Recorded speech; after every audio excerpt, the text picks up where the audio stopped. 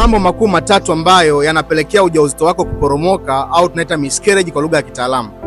Iko hivi, jambo la kwanza ni ile homoni ambayo inapelekea kuweza kushikilia huyo mtoto kwenye mji wa mimba inakuwa iko chini. Kuna homoni maalum ambayo huwa inatolewa wakati wa ujauzito ili kutokuruhusu ujauzito mwingine, lakini pia kushikilia huo ujauzito ukae vizuri kwenye mji wa mimba. Sasa hiyo homoni ikiwa iko chini kwa sababu ya hormonal imbalances, huwa unashangaa ujauzito unatoka. Na mara nyingi ni kwa sababu gani? Ya kuwa na vimbe maji. Unaelewa?